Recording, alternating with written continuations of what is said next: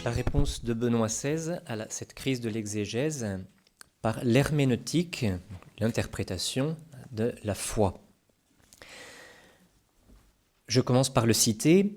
L'exégèse a réalisé de grandes choses au cours des 100 dernières années, mais elle a aussi produit de grandes erreurs qui sont néanmoins en partie devenues des dogmes scolaires qu'il est parfois considéré comme franchement sacrilège d'attaquer. Voilà un constat acéré mais fort lucide de la situation actuelle de l'exégèse dont nous venons d'entendre un rapide aperçu de l'histoire de la crise. C'est pour ouvrir la voie à un renouveau, après avoir réfléchi durant des décennies à cette situation, avec d'autres, comme vient de le dire frère Benoît, que Joseph Ratzinger a pris la décision de rédiger son œuvre sur Jésus, dont nous avons parlé brièvement hier soir. Alors c'est à partir de ses écrits sur Jésus, mais aussi sur beaucoup d'autres qu'il avait déjà rédigés avant, que nous allons voir comment il a tenté de répondre à la situation de crise de l'exégèse actuelle. On va le faire en 3 parties. D'abord en voyant comment il considère l'utilisation des méthodes historiques pour la parole de Dieu. Deuxième partie, comment lire la parole de Dieu dans la foi. Et puis troisième partie, en montrant un peu ce qui pour Benoît XVI est le type d'une lecture de l'Écriture selon la foi et qui est le dogme. Première partie, donc, la critique historique est-elle valable pour étudier la Bible ? Est-il légitime d'appliquer à la parole de Dieu des méthodes qui ont été conçues pour l'étude de textes profanes ? La réponse à cette question est très importante parce qu'elle est liée à la foi de l'Église dans son plus grand mystère, qui est le mystère de l'incarnation. En s'incarnant, Dieu est entré dans notre histoire. Voici ce que dit Joseph Ratzinger. La méthode historique, par la nature même de la théologie et de la foi, est et demeure une dimension incontournable du travail exégétique. Pour la foi biblique, en effet, il est fondamental de se référer à des événements historiques réels. Le fait historique n'est pas pour elle une clé symbolique interchangeable, mais bien un fondement constitutif, et incarnatus est, et le Verbe s'est fait chair. Par ces paroles, nous proclamons que Dieu est effectivement entré dans l'histoire réelle. Et il en conclut, si nous mettons cette histoire de côté, c'est la foi en tant que telle qui est écartée et qui se voit transformée en une autre religion. Si donc l'histoire, le déroulement des faits, appartient en ce sens essentiellement à la foi chrétienne, celle-ci doit se soumettre à la méthode historique. C'est la foi elle-même qui l'exige. Alors, frère Benoît a décrit, ce qui me fait gagner du temps, la méthode historico-critique tout à l'heure, avec l'attention au genre littéraire, l'étude du contexte historique, du milieu de vie de l'auteur. Et en ce sens, la méthode historico-critique est donc un outil très précieux pour ce qui est de l'ordre de la science. Cette méthode va étudier la Bible comme tout autre texte ancien pour analyser sa dimension humaine, qui assurément, comme on l'a dit, est une des 2 dimensions de la parole de Dieu. En cela, comme le dit Joseph Ratzinger, nous n'avons à contester rien de ce qui est véritablement scientifique. Au contraire, l'exégèse moderne met à notre disposition un trésor admirable de connaissances nouvelles, dès lors qu'elle se veut explication et non idéologie camouflée. Donc, pour être crédible, la méthode historico-critique doit bien se considérer comme un outil scientifique qui est tout à fait valable, mais qui, pour rester scientifique, doit se libérer de présupposés philosophiques dont on vient de parler et qui, malheureusement, en ont très souvent accompagné l'utilisation et qui, ce faisant, ont joué un double mauvais tour à la méthode elle-même, d'une part en l'éloignant de la foi de l'Église, mais aussi en lui faisant perdre son caractère scientifique par la manière dont elle a été mise en œuvre avec des présupposés philosophiques qui l'ont guidée. Donc, dit Benoît XVI, la méthode historico-critique est l'une des dimensions fondamentales de l'exégèse, mais elle ne dispense pas du travail d'interprétation, ceux qui voient dans les textes bibliques l'unique écriture sainte et qui la croient inspirée de Dieu. Alors, deuxième partie, lire l'écriture dans la foi de l'Église. Pour lire l'écriture dans la foi de l'Église, on peut ramener la pensée de Benoît XVI à 3 points. D'abord, le lien entre histoire et foi. Ensuite, lire l'écriture avec l'Église. Et troisième point, lire l'écriture dans son unité. Comme nous l'avons dit plus haut, le Verbe s'est fait chair et il a habité parmi nous. C'est le cœur de la foi chrétienne. Dieu entre dans notre histoire. On pourrait faire l'analogie entre la parole de Dieu et le Verbe fait chair, Jésus, qui est le Verbe, donc la parole de Dieu. Le Verbe s'est incarné, et tout en restant vrai Dieu, il est devenu vrai homme. Comme le dit la prière eucharistique 4, il a vécu notre condition d'homme en toutes choses excepté le péché. La parole de Dieu, elle aussi, est divine. Mais la parole divine s'exprime vraiment à travers des paroles humaines. Donc on peut analyser sa dimension humaine sans oublier que tout en étant humaine, elle demeure divine. Elle a donc bien Dieu pour auteur, en même temps que Dieu a choisi des hommes auxquels il eut recours dans le plein usage de leurs facultés et de leurs moyens. C'est pourquoi l'Écriture peut et doit être lue à l'aide des sciences humaines, mais également à la lumière de la foi. Et une étude de la parole de Dieu qui serait coupée de la foi de l'Église serait en contradiction avec son objet propre et avec ce qu'elle est réellement.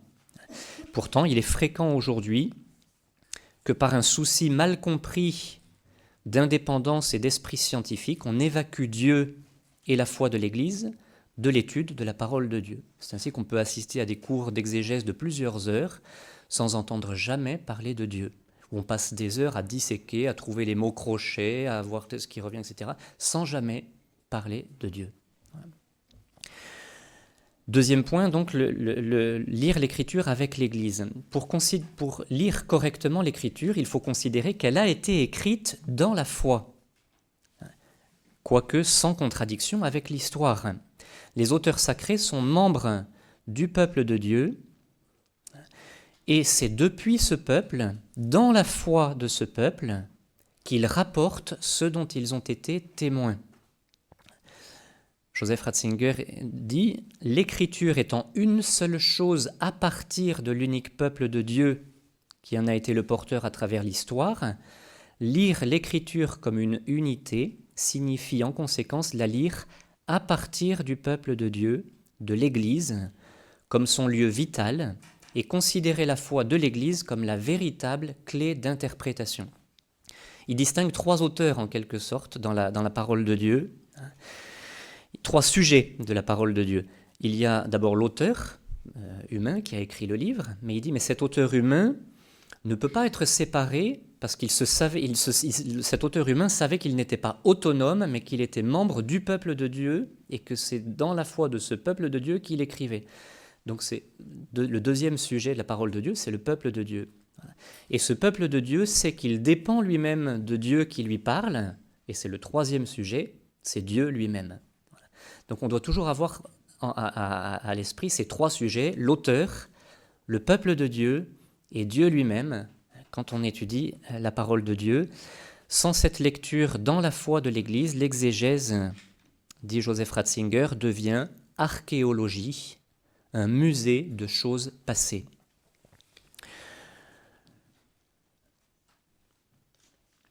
Par exemple, pour aborder l'Évangile, eh bien, il dit « C'est le point d'appui sur lequel se fonde mon livre, qui regarde Jésus en partant de sa communion avec le Père. Là se trouve le véritable centre de sa personnalité. Sans cette communion, on ne peut rien comprendre. » Et puis le troisième point de cette lecture dans la foi, c'est l'unité de l'Écriture. Pour réaliser cette lecture de la Bible selon la foi, une règle fondamentale est de la lire dans son unité, sans, comme on vient de le dire, disséquer de toutes petites parties qu'on étudie isolément de l'ensemble de la parole de Dieu. Voilà. L'exégèse, à ce moment-là, si on agit ainsi, n'est même plus une théologie. Romano Guardini a parlé de la fausse sécurité que procure l'exégèse, qui a donné des résultats isolés les plus significatifs, donc très intéressants sur le plan humain pour de tout petits passages de la parole de Dieu, mais en perdant de vue son objet réel, ça l'a fait cesser en vérité d'être une théologie.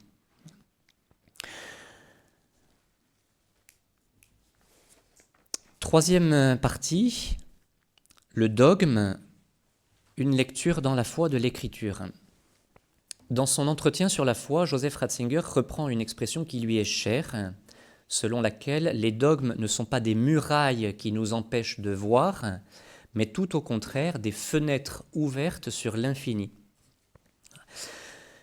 Dans les milieux académiques, et en particulier dans le cadre de l'exégèse, le dogme est souvent perçu comme une limite qui nous empêcherait d'avoir accès à l'écriture dans sa pureté initiale. Il serait un ajout postérieur, transmis dans un langage daté, venant d'un contexte particulier, donc limité. Et donc bien souvent, le dogme est accusé d'avoir complexifié la parole de Dieu, le langage biblique, en nous en rendant l'accès plus difficile. Benoît XVI, dans la perspective de l'herméneutique de la foi, insiste au contraire sur, je le cite, la simplicité du dogme par rapport à la tradition biblique. Beaucoup pensent que le dogme de l'Église aurait recouvert la simplicité de l'Évangile d'une masse opaque de concepts philosophiques et aurait ainsi rendu inaccessible le Jésus de la Bible. C'est, dit-il, le contraire qui est vrai. L'histoire du dogme christologique est un processus de simplification et de concentration. Ce processus a dégagé le noyau central, regroupant toutes les expériences rapportées et interprétées dans le Nouveau Testament en ce mot unique de « fils ». Et il a ainsi livré la clé herméneutique, la clé d'interprétation, permettant de donner accès à la profondeur de la personne et de l'histoire de Jésus. Donc, qu'est-ce que le dogme ? Pour Benoît XVI, c'est une interprétation de l'Écriture née de la foi des siècles. Dans un autre passage, il parle même d'une interprétation obligatoire de la parole de Dieu. Alors, un petit exemple avec le dogme du Concile de Nicée que Benoît XVI commente souvent de cette manière-là. On accuse souvent le Concile de Nicée, en l'an 325, d'avoir utilisé un mot philosophique pour nous transmettre la foi en Jésus. Ce mot, c'est le mot consubstantiel, ou homoousios en grec. Alors, beaucoup ont dit, mais c'est un mot qui ne vient pas de la parole de Dieu et qui va utiliser un concept philosophique pour complexifier ce qui est dit dans la parole de Dieu. Benoît XVI dit, c'est le contraire qui est vrai. Il ne s'agit pas là, dit-il, d'une philosophie qui s'ajoute à la Bible. C'est une protection contre l'emprise de la philosophie. Cela sert à protéger son sens littéral de la querelle herméneutique. Dans les disputes d'interprétation, pour savoir que signifie vraiment « fils de Dieu », eh bien Benoît XVI dit ce mot consubstantiel va protéger l'authenticité du mot « fils ».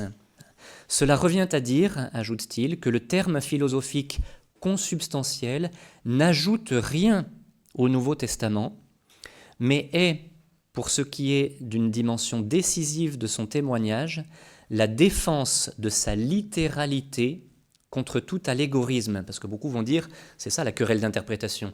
Oui, mais fils, dans quel sens dit-on le mot fils, etc. Benoît XVI dit, en utilisant le mot homoousios, consubstantiel, on dit, non, on balaye la querelle d'interprétation pour dire le mot fils est à prendre dans sa littéralité. Cela signifie donc que Dieu ne nous trompe pas. Jésus n'est pas seulement désigné comme fils de Dieu, il l'est réellement. Alors ça, c'est une optique qui est fascinante et qui est très présente chez Benoît XVI. Je cite encore cette brève phrase de lui sur le concile de Chalcédoine. « Pour moi, dit-il, Chalcédoine, c'est la simplification grandiose et audacieuse du trésor de la tradition, qui se cristallise en un point central qui porte tout le reste, Fils de Dieu, de même nature que Dieu et de même nature que nous. » Pour conclure, voici ce que Benoît XVI écrivait il y a quelques semaines. Au fondement de la situation grave dans laquelle se trouve aujourd'hui le sacerdoce, on trouve un défaut méthodologique dans la réception de l'Écriture sainte comme parole de Dieu. C'est donc par ces mots que Benoît XVI a commencé l'éblouissante contribution qu'il a donnée il y a quelques jours en collaboration avec le cardinal Sarah sur le célibat, dans le très beau livre « Des profondeurs de nos cœurs ». Et justement, c'est cette herméneutique de la foi qui fait défaut pour comprendre le sacerdoce et, plus spécifiquement, le célibat sacerdotal. Parce qu'alors, la parole de Dieu et Jésus lui-même disparaissent. Benoît XVI a évoqué la nécessité d'une vertu pour faire une saine exégèse. Cette vertu, c'est l'humilité. Benoît XVI dit « Bien souvent, les paroles de Jésus sont plus grandes que notre raison », ce qui est cohérent si Jésus est le Fils de Dieu. Bien souvent, elles dépassent notre entendement.